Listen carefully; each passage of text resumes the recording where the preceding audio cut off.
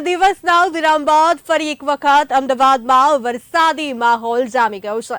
ફરી એક વખત આજે વહેલી સવારથી જ કાળા ડિબાંગ વાદળો ઘેરાયા હતા અને એકાએક ઝરમર વરસાદની એન્ટ્રી થઈ ગઈ છે। ત્યારે ક્યાંક ને ક્યાંક એક દિવસના વિરામમાં લોકો બફારાનો અનુભવ કરતા હતા, ત્યારે વરસાદ ફરી એક વખત થતા વાતાવરણમાં ઠંડકનો અહેસાસ થઈ રહ્યો છે અમદાવાદીઓને।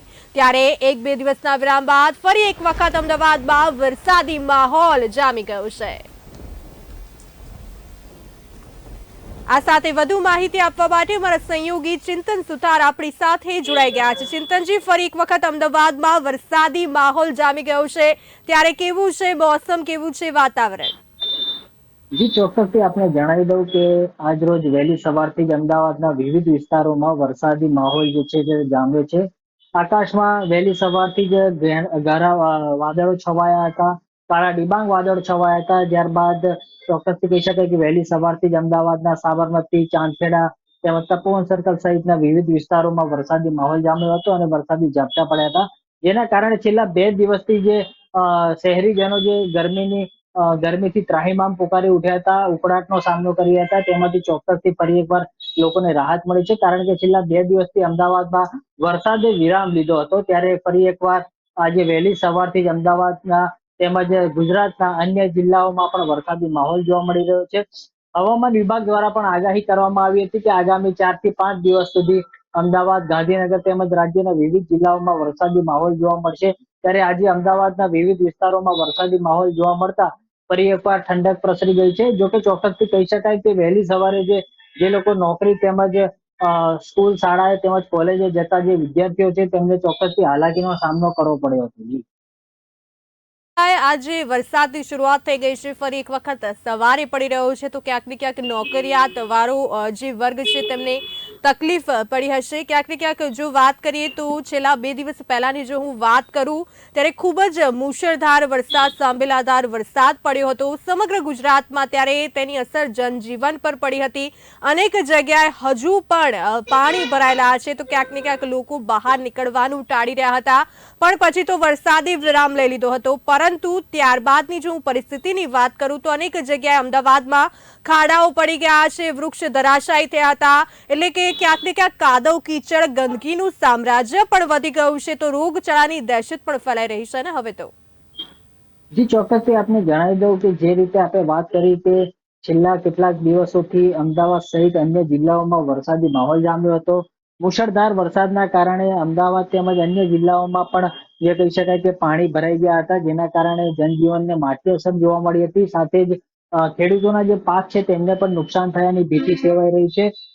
આ ઉપરાંત જોઈ શકાય કે અત્યાર સુધી આંકડા જે પ્રમાણે આવ્યા છે તેમાં 18 થી વધુ લોકોના આ જે મુશળધાર વરસાદ થયો તેમાં વિવિધ ઘટનાઓ જે બની હતી, વીજળી પડવાની તેમજ વૃક્ષ ધરાશાયી થવાની તેમજ મકાન ધરાશાયી થવાની, તેમાં અત્યાર સુધી 18 થી વધુ લોકોના મોત થયા હોવાની વિગતો સામે આવી છે। આ ઉપરાંત અનેક જગ્યાએ હજી પણ વરસાદી પાણી જે છે તે ભરાઈ ગયા છે। વડોદરા તેમજ સૌરાષ્ટ્રના વિવિધ ભાગોમાં જે પાણી ભરાઈ ગયા છે, જેના કારણે કહી શકાય કે વડોદરામાં વિશ્વામિત્રી નદીનું જે જળ સપાટી જે છે વધી જવાના કારણે વિશ્વામિત્રી નદીના જે પાણી જે છે તે શહેરમાં વિવિધ જગ્યાએ ફરી વળ્યા હતા, જેના કારણે ચોક્કસથી ત્યાં આગળ મગરોનું જે કહી શકાય કે સામ્રાજ્ય જોવા મળ્યું હતું।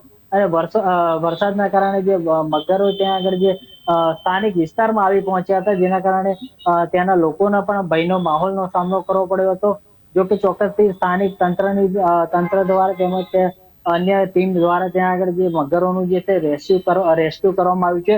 અત્યાર સુધી 30 થી વધુ મગરોનું રેસ્ક્યુ વડોદરા શહેરમાંથી કરવામાં આવ્યું હોવાનું સામે આવ્યું છે। અત્યારે તમે જોઈ શકો છો કે અમદાવાદના જે વરસાદી માહોલ જે છે હાલ પણ વરસાદી ઝાપટા જે છે અમદાવાદમાં પડી રહ્યા છે। હાલ તપોવન સર્કલ તેમજ સાબરમતી, ચાંદખેડા સહિતના જે વિસ્તાર જે છે ત્યાં આગળ વરસાદી માહોલ જે છે તે જામ્યો છે। આપ દ્રશ્યોમાં જોઈ શકો છો, હું કેમેરામેનને કહીશ કે દ્રશ્યોમાં બતાવશે કે રસ્તા પર જે રીતે વાહન ચાલકો પસાર થઈ રહ્યા છે તેમને ટુ વ્હીલર ચાલકોને ખાસ કરીને વધારે મુશ્કેલીનો સામનો કરવો પડે છે, કારણ કે છેલ્લા 2 દિવસથી વરસાદે વિરામ લીધો હતો। ત્યારે આજે વહેલી સવારથી જ અચાનક વરસાદ જામી જતા ટુ વ્હીલર ચાલકો તેમજ નોકરિયાત વર્ગ તેમજ વિદ્યાર્થીઓ જે સ્કૂલે જતા હોય તેમજ કોલેજ જતા હોય તેમને ચોક્કસથી મુશ્કેલીનો સામનો કરવો પડી રહ્યો છે। જી ચિંતનજી, વાત કરવામાં આવે તો સૌથી વધુ એટલે કે ગુજરાતમાં જેવી રીતે એક સાથે 3 વરસાદી સિસ્ટમ સક્રિય થઈ ગઈ હતી, ત્યારે સૌથી વધુ અસર વરસાદની દ્વારકા અને વડોદરામાં થઈ હતી. તો વડોદરાની જો હું વાત કરું તો વડોદરામાં વિશ્વામિત્રી નદીમાંથી જે રીતે મગરો બહાર આવ્યા હતા અને ક્યાંક ને ક્યાંક સ્થાનિક લોકો બહાર નીકળવાનું ટાળી રહ્યા હતા, એટલે કે મગરોનું રેસ્ક્યુ કરવામાં આવ્યું હતું.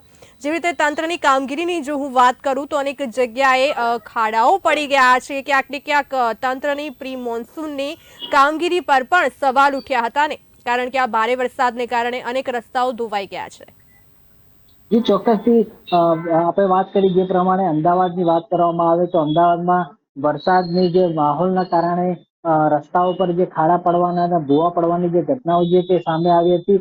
અત્યાર સુધીમાં જોવા જઈએ તો છેલ્લા 1 મહિનાની અંદર ઘણી જગ્યાએ ખાડા પડે છે અને એએમસી દ્વારા જે આંકડો જાહેર કરવામાં આવ્યો છે તેમાં ચાલુ વર્ષે અત્યાર સુધી 17,000 થી વધુ ખાડા જે છે અમદાવાદ શહેરના વિવિધ જગ્યાએ પડ્યા છે, જેના કારણે કહી શકાય કે લોકોને ખાડાના કારણે જે ટુ વ્હીલર ચાલકો તેમજ ફોર વ્હીલ લઈને જે લોકો નીકળતા હોય છે તેમને કમરની જે તકલીફ છે તે પણ વધવાની શક્યતા જે છે તે સામે આવી છે. આ અંગે કહી શકાય કે તંત્ર દ્વારા પણ હાલ રસ્તાઓનું સમારકામ કરવાની પણ કામગીરી હાથ ધરવામાં આવી છે.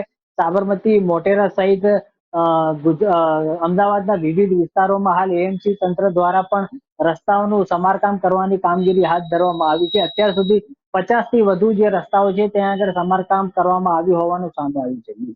ચિંતનજી, અંતે હું આપને પૂછવા માંગીશ કે કયા કયા એટલે કે શહેરોમાં વરસાદની આગાહી કરવામાં આવી છે અને કેટલા દિવસ માટે? ચોક્કસથી હવામાન વિભાગ દ્વારા 1 સપ્ટેમ્બરથી આગાહી કરવામાં આવી હતી કે 1 સપ્ટેમ્બરથી 6 સપ્ટેમ્બર સુધી અમદાવાદ સહિત ગાંધીનગર તેમજ સૌરાષ્ટ્ર તેમજ દક્ષિણ ગુજરાતના વિવિધ ભાગોમાં ભારેથી અતિ ભારે વરસાદ જે છે તે જોવા મળી શકે છે. આજે સવારે અમદાવાદ સહિત અન્ય જિલ્લા એટલે કે પંચમહાલ તેમજ અન્ય જિલ્લાઓમાં પણ વરસાદી માહોલ જે છે એ જામ્યો હતો. મહીસાગરમાં પણ આજે વહેલી સવારથી વરસાદી માહોલ જામ્યો છે. અમદાવાદની વાત કરવામાં આવે તો અમદાવાદમાં આજે વહેલી સવારથી વરસાદી માહોલ જોવા મળતા ચોક્કસથી કહી શકાય કે ઠંડક પ્રસરી છે, કારણ કે છેલ્લા 2 દિવસથી અમદાવાદ તેમજ અન્ય વિસ્તારોમાં વરસાદે વિરામ લીધો હતો, ત્યારે આજે વહેલી સવારથી ફરી એકવાર કાળા ડિબાંગ વાદળો છવાયા છે અને વરસાદી માહોલ જોવા મળી રહ્યો છે, જેના કારણે ચોક્કસથી કહી શકાય કે શહેરમાં ઠંડક પ્રસરી છે. આગામી દિવસોમાં પણ અમદાવાદ, ગાંધીનગર તેમજ દ્વારકા, સૌરાષ્ટ્રના વિવિધ ભાગોમાં ભારેથી અતિ ભારે વરસાદની આગાહી જે છે તે હવામાન વિભાગ દ્વારા વ્યક્ત કરવામાં આવી છે. જોકે ચોક્કસથી કહી શકાય કે થોડા દિવસો પહેલા જે વરસાદે વરસાદના કારણે જે જળબંબાકારની સ્થિતિ ઊભી થઈ હતી તેને લઈને અત્યારથી જ તંત્ર તેમજ રાજ્ય સરકાર દ્વારા પણ પૂરેપૂરી તૈયારી હાથ ધરી લેવામાં આવી છે, કારણ કે વરસાદના કારણે હવે કોઈ મોટું નુકસાન થાય તે રાજ્ય સરકાર તેમજ સામાન્ય લોકોને ભારે મુશ્કેલીનો સામનો કરવો પડી શકે છે. જી ચિંતનજી, સમગ્ર માહિતી આપવા બદલ આપનો આભાર.